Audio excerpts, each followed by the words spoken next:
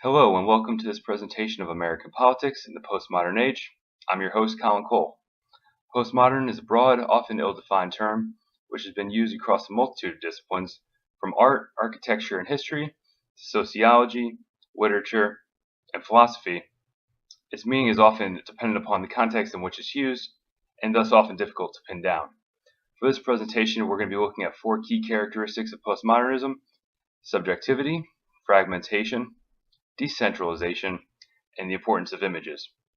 We're going to be exploring not just their definitions, but ultimately how they affect the national political discourse in America today.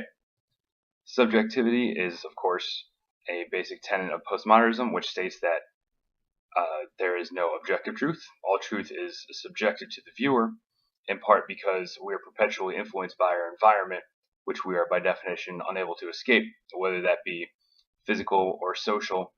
Forces are always acting on us and informing our opinions in some way or another. Fragmentation in the political sense refers to the fragmentation of society into smaller demographics. Think back to the united patriotism of World War II and the Cold War, where all of America had a united goal. And if you go through about the 1990s to the 2000s, things like the gay rights movement, more recently Black Lives Matter, you begin to see smaller, um, more distinct identity groups based upon specific demographics, whether that be race, religion, sexual identity, regional politics, religious views. This has jumped in part because of the advent of the internet. These disparate groups, which of course have always existed, now find ways to communicate with each other that would have been impossible even 30, 40 years ago.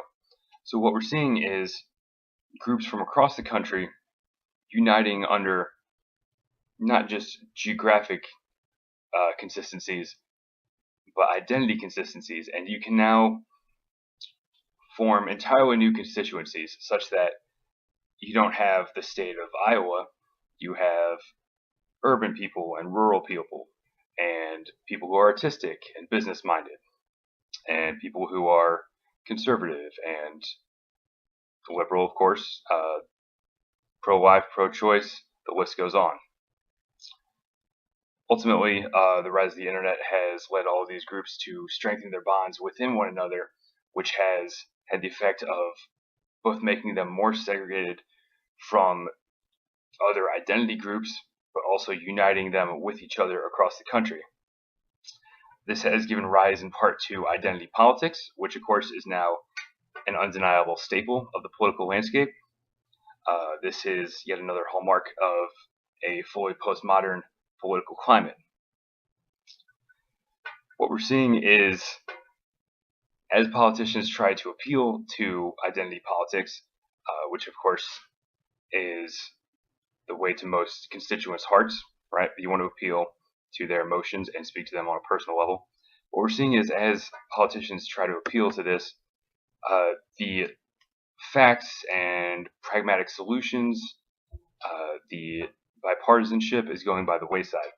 We're finding that, or rather, politicians are finding that it's ultimately, in a sense, more profitable to do one of two things: either secure their place very, very tightly within a specific niche identity group, or try to have broad overarching ideas that can capture some of a series of constituencies. We're seeing things like the Tea Party and the hard right, of course, who have developed a very, very strong allegiance within a very specific sect of the Republican Party.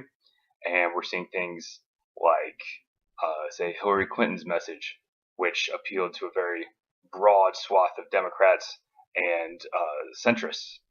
She didn't just get Democrats, she didn't just get women, she didn't just appeal to the LGBT crowd, she appealed to third wave politicians, she appealed to pro business people, she appealed to people who didn't like the extremism of the right. Now, ultimately, that wasn't successful, but it highlights another method that you can go. Unfortunately, this still leaves us with leaving the facts, the pragmatic solutions by the wayside because identity politics is so powerful. However, some of the tenets of postmodernism that have caused this problem are also helping to counteract it. Within the last couple political cycles, political memes have blown up to such a degree that they have almost begun to be a political force in their own right. Sites such as Reddit and, of course, Facebook have become popular grounds for sharing political views and memes. Which, if you're unfamiliar, a meme is usually a picture with text overlaid. It allows you to communicate often humorously, very concise points in a very, very short amount of text. Unfortunately, they're usually more humorous or ironic than they are accurate. They don't do a very good job of expounding upon the issues. Now, once again, this puts us back in the same issue as identity politics, but it does allow for discourse between people of a wide variety, and more importantly, it allows anybody to be the creator of media and political messages, which is where this whole circle of postmodernism causing us political problems comes back around to solve them for us to a degree. Since anybody can be the creator of, for example, political memes, or more broadly, political media, it gives power to the average Joe citizen more than at any time in modern history. Now, this, of course, can be good or bad depending on how intelligent the average Joe is. But what it does is gives the people an outlet, and not just for humor or wry points, but a chance to connect with each other on a scale not previously seen. We're seeing a lot more grassroots activism because of this. Things like the progressive faction of the Democrats that Bernie Sanders helped inspire, of course, the alt-right and the Tea Party additionally. These are all results of people being able to reach each other through the internet, through a decentralized system.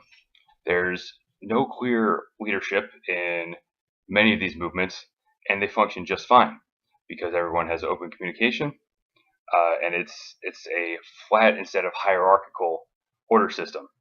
And what we're seeing is the possibilities politically and socially appear to be just as endless for positive change as for negative.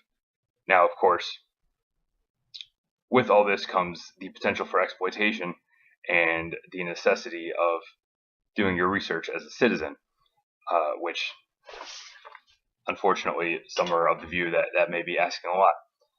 But this is, to be sure, an exciting time. Requires due diligence, absolutely, but certainly a time that will, I think, revolutionize politics, and for better or worse, the political landscape has definitively shifted.